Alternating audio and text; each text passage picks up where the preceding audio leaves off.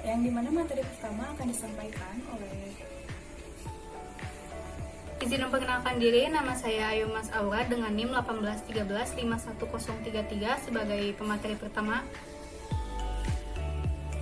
Nama saya Anissa Anggraini dengan NIM 181351025 sebagai pemateri kedua. Nama saya Berdiana Kemaladewi dengan NIM 181351035 sebagai pemateri ketiga.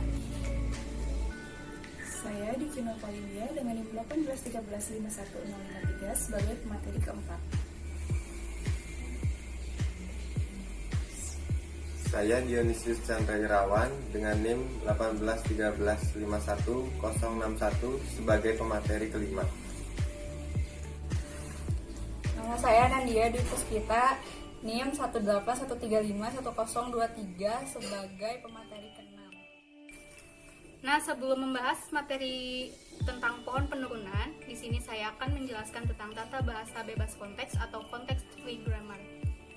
Tata bahasa bebas konteks adalah suatu cara yang menunjukkan bagaimana menghasilkan untaian-untaian dalam sebuah bahasa dan tidak terdapat pembatasan pada hasil produksinya. Lalu, context-free grammar atau CFG menjadi dasar dalam analisis sintaksis.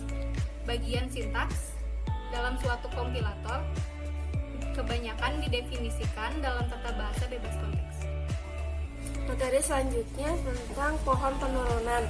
Sebuah pohon atau tree adalah suatu graf terhubung tidak sirkular yang memiliki lintasan ke setiap simpul. Pohon penurunan atau sintak tree atau parse tree berguna untuk menggambarkan bagaimana memperoleh suatu string atau untai dengan cara menurunkan simbol-simbol variabel menjadi simbol-simbol terminal, dan setiap simbol variabel yang diturunkan menjadi simbol terminal sampai tidak ada yang belum tergantikan. Materi selanjutnya yaitu parsing. Proses parsing merupakan tahapan analisis sintaksis yang berguna untuk memeriksa urutan kemunculan token.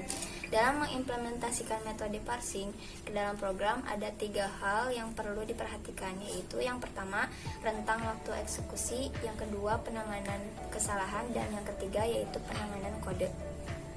Baik, selanjutnya saya akan melanjutkan materi dari sebelumnya tentang parsing, yaitu parsing digolongkan menjadi 2. Yang pertama, top down, itu metode yang melakukan penelusuran dari root atau bawah, yaitu dari simbol awal ke simbol terminal, atau dari simbol terminal awal S sampai dengan kalimat X. Metode top down meliputi yang pertama, backtrack atau brute force, yang kedua not backtrack atau recursive descent parser, yang kedua ada bottom up. Metode ini melakukan penelusuran dari leaf ke root dari kalimat X sampai dengan simbol kalimat S. Proses penurunan parsing bisa dilakukan dengan cara sebagai berikut. Yang pertama, penurunan terkiri, yaitu leftmost definition, di mana simbol variabel yang terkiri yang diperluas terlebih dahulu. Dan selanjutnya ada pengukuran tekanan, yaitu rightmost definition, di mana simbol variabel tekanan yang diperluas terlebih dahulu. Saya akan menjelaskan materi selanjutnya, yaitu ambiguitas. Itu terjadi bila terdapat lebih dari satu pohon penurunan yang berbeda untuk memperoleh string atau untai. Untuk menunjukkan bahwa suatu tata bahasa bebas konteks ambigu bisa dilakukan dengan menentukan string atau untai yang memungkinkan pembentukan lebih dari satu pohon penurunan.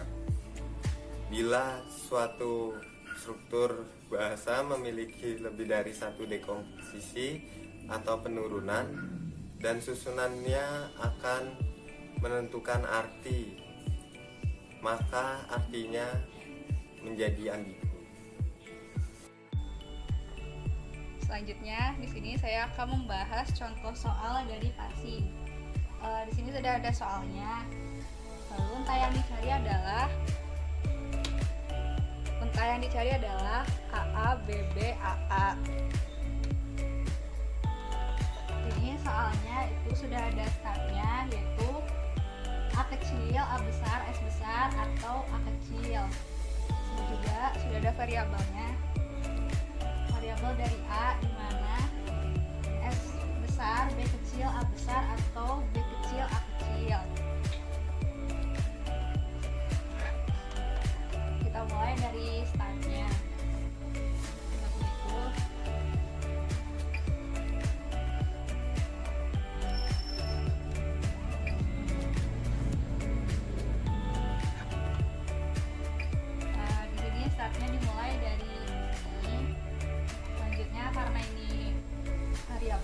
kita akan mencari terminalnya.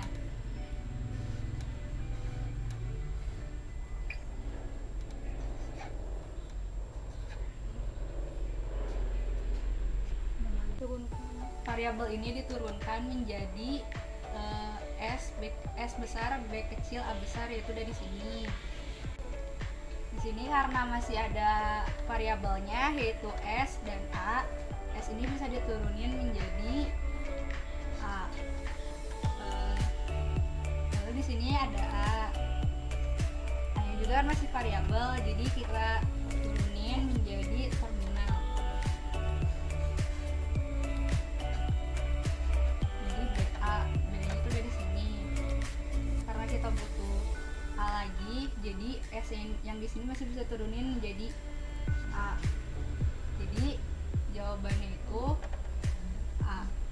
A, B, A. Baik, sekian materi yang sudah kelompok kami jelaskan tentang materi TRI. Semoga bermanfaat bagi semuanya. Wassalamualaikum warahmatullahi wabarakatuh.